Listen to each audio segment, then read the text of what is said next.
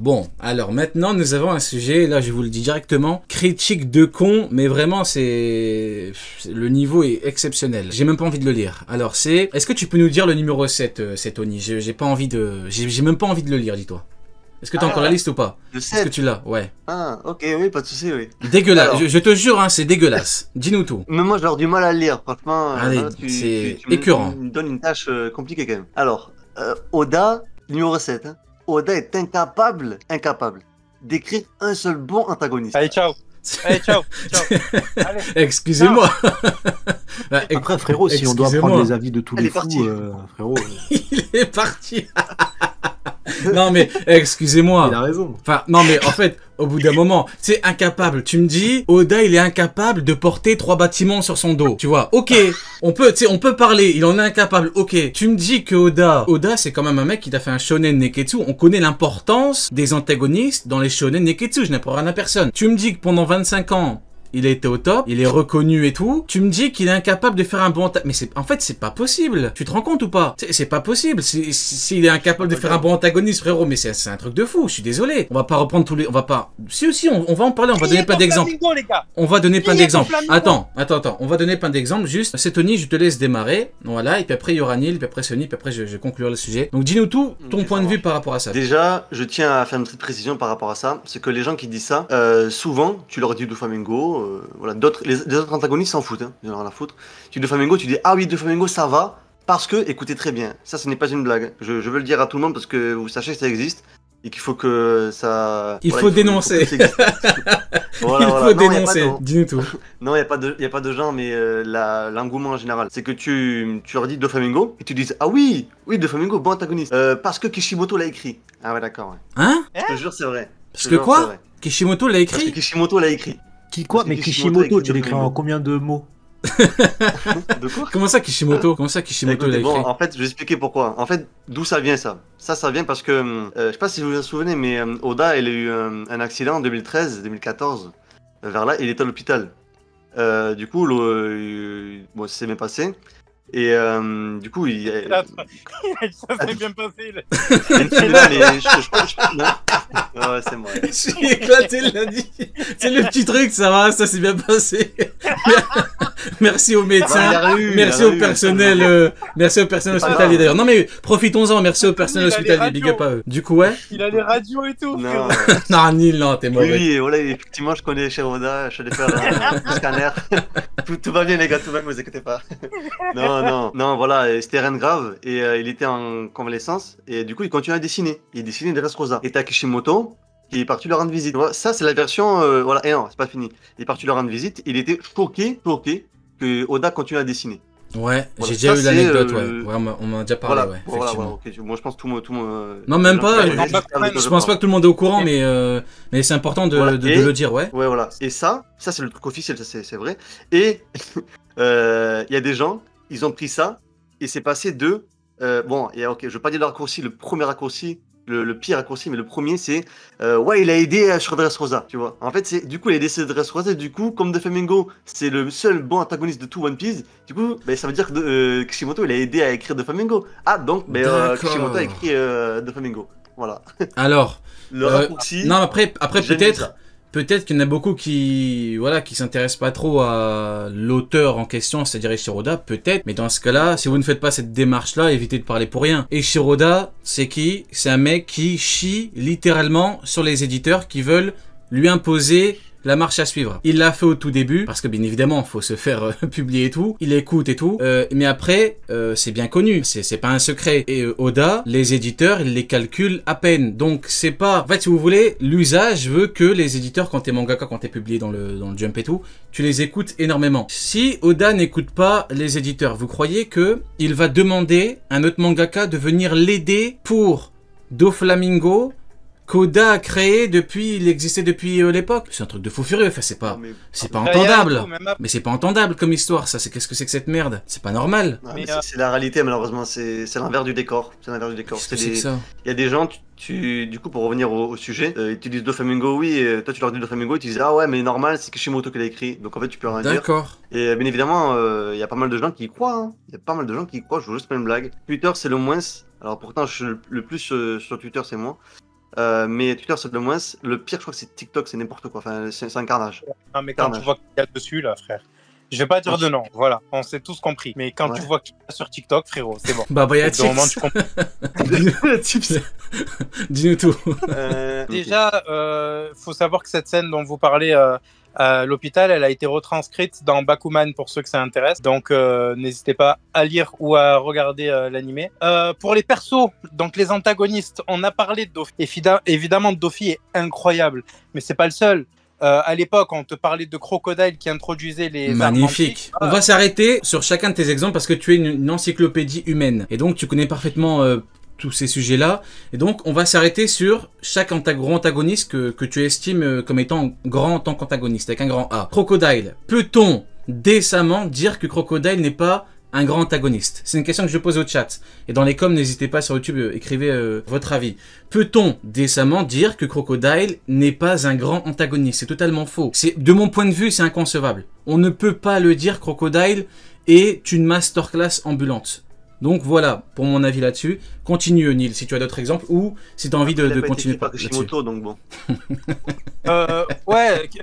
Crocodile, déjà, c'est produit les armes antiques et la notion d'un antagoniste qui veut quelque chose capable de détruire le monde. Donc déjà, rien que là, frérot, quand tu arrives sur ce moment-là et que tu sais que c'est quelqu'un qui a le grade perso, qui a massacré Zoro quelques arcs avant, je crois un arc avant, enfin pas arc, saga, pardon, une saga avant, tu te dis, voilà, là on commence à rentrer dans les choses sérieuses, quoi. Oui. Même si on veut remonter un peu plus en arrière avec les introductions des Mugiwara, Arlong, c'était fou, les gars.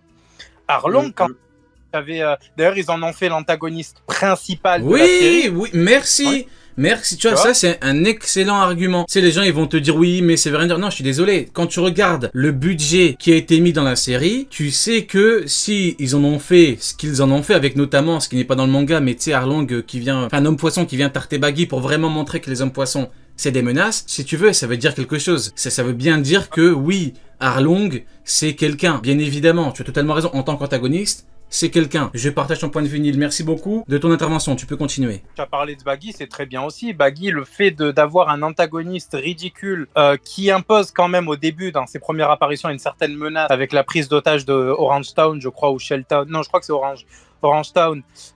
Et qui devient petit à petit le pote, on va dire. Enfin, pour moi, c'est un pote de Luffy, tu vois, avec des évolutions de fou furieux. Là aussi, l'écriture est folle. Oui, oui, développement de faux, écriture de faux, oui. Oui. Et oui, si oui, Neil, oui. Ouais, mais je suis désolé, c'est tellement les termes, frérot, c'est oui. Désolé, mais oui, si tu peux continuer, mais oui. Ouais, je vais revenir rapidement sur Arlong, mais dites-vous que même son ombre, une ombre, hein, quelqu'un qui n'a ni sentiment, ni émotion, ni rien, qu'on appelle aujourd'hui Oji Jones, a renforcé le background du personnage. Et d'ailleurs, le principe d'Oji, c'était quoi? C'était d'être un méchant sans raison. Les gars, trouvez-moi quelque chose un manga qui a réussi à prendre un antagoniste vide et en faire quelque chose d'aussi terrifiant. Terrible. Je parle pas de terrifiant, hein, terrible. Je parle de pour les hommes. Terrible. On a eu quelque chose. Et après, il y a beaucoup d'exemples, donc j'en donne un dernier, mais pareil, dans le même principe. Magellan, frérot, Magellan. Magellan qui incarne Impel Down, exceptionnel. Le mec qui représente le danger à lui seul, c'est écrit sur son front, je suis dangereux, barrez-vous. Cette prison, si elle a cette réputation, c'est parce que je suis là que j'incarne. Exceptionnel. Tu peux continuer, Neil. J'avais donné un personnage beaucoup moins important parce que c'est vrai que Magellan, Moria et tous ceux qu'on a eu entre temps, frérot, l'écriture elle est là, c'est des persos ultra charismatiques en mode tu passes pas. Moria, il s'était carrément installé dans un endroit où personne n'aurait pu. Oui, Neil. Excuse-moi, je suis désagréable. Vas-y, je coupe mon micro. Donc vraiment, s'il n'y avait pas eu Luffy et les ombres et le machin et tout, ces personnages-là normalement sont intouchables. Mais on va prendre un perso beaucoup moins important qui n'est pas l'antagoniste principal de son arc, loin de là, puisqu'il se bat contre Franky.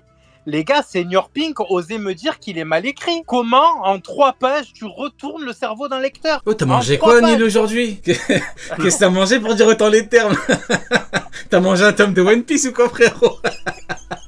Exceptionnel. Mais non, mais exactement. Qui peut se vanter d'avoir fait un personnage comme Senior Pink? Tu le mets dans n'importe quelle œuvre, tu montes sa photo, son image, n'importe qui, tout le monde va rire, va se moquer, va dire c'est de la merde. Pourtant, quand tu connais son histoire, tu dis c'est une singerie. Qui peut se vanter d'avoir fait ça? Qui? Je te le demande, Neil. Qui? C'est exceptionnel comme travail, je suis désolé. Il y a peut-être quelqu'un de plus ridicule qui a réussi à nous marquer plus, c'est Bonne Clé. Bonne Clé avec le sacrifice. Pas aussi ridicule, frérot, il est habillé en bébé. Hein. Il est habillé en bébé, c'est un truc de zinzin, frérot.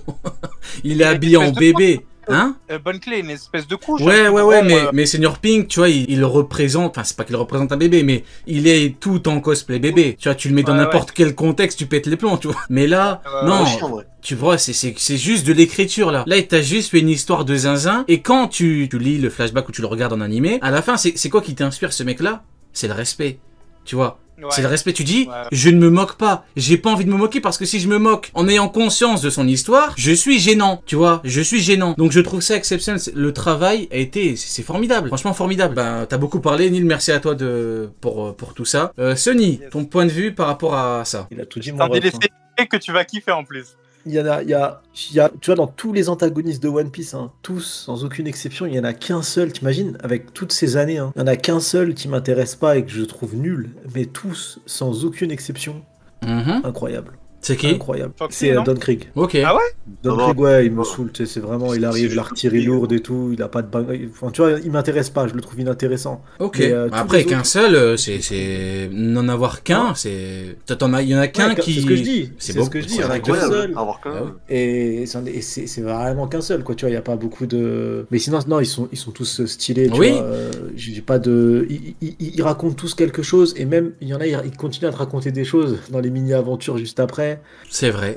C'est vrai. Les antagonistes dans One Piece, ils font partie d'un tout. Ils englobent réellement l'histoire, et c'est ça que j'aime beaucoup, c'est que chaque antagoniste dans One Piece va pas que jouer un rôle pour Luffy à l'instant T, mais va jouer un rôle dans le monde entièrement de Luffy, tu vois. Quand tu parles de Crocodile, la chute de Crocodile va entraîner beaucoup de choses derrière. Quand tu vois derrière les répercussions avec la chute de Gecko Moria, tous en fait, il y a pas un antagoniste où tu te dis, oh, même Crackers, j'ai kiffé. Donc, tu vois, alors que c'était le premier boss de l'arc, il y en avait d'autres derrière. D'ailleurs, il est même pas vraiment. D'ailleurs, c'est même pas vraiment un boss d'arc, hein, quand tu regardes comment ça a été fait, tout. C'est vrai par rapport à ce qui arrive derrière, mais tu vois, c'est le premier boss qu'il doit affronter sur l'île. Et même Rigo a kiffé Opéra, frérot, donc bon. Tu vois, mais c'est vrai, moi, je suis trop un bon client par rapport à One Piece, frérot. Tu me mets Opéra, je suis content, frérot, donc je suis un très bon client. Mais juste pour en revenir à ce que t'as dit, Neil, par rapport à Senior Pink, même quand tu regardes par rapport à Franky, tu regardes, c'est quoi l'histoire du truc? On connaît l'histoire de Senior Pink et tout. Franky, on est d'accord que c'est son ennemi. Tu vois, ils sont en confrontation directe. Et en gros, ils font un combat dur à cure et tout. Tu me tapes, puis après je te tape. Déjà, ça c'est un truc de fou. Déjà, ça, en termes entre guillemets, de badassitude, c'est un truc de zinzin.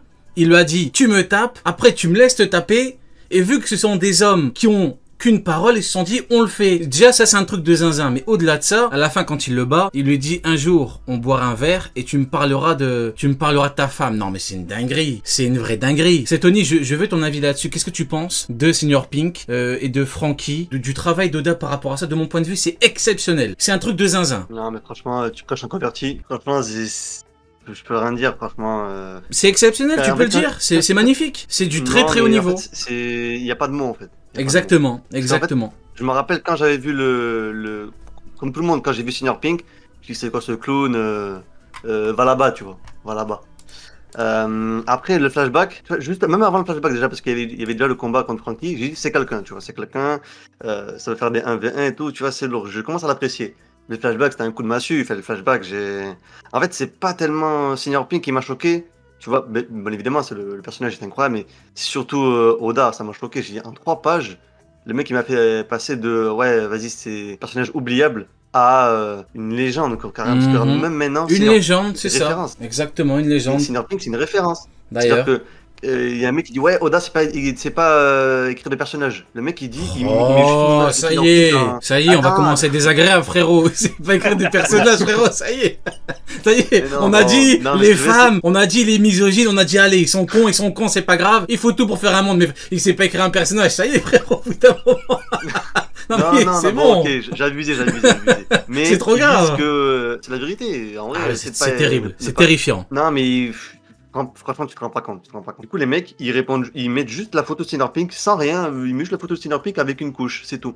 Et le mec se fait ratio, mais c'est normal. Fait que quand les gens ils connaissent Senior Pink, ils savent que en vrai, il y a pas de débat. Tu peux, je sais pas, en vrai, tu peux rien dire. Franchement, tu peux rien dire. Rien que l'introduction d'Ener, je parle pas d'Ener, je parle de son introduction.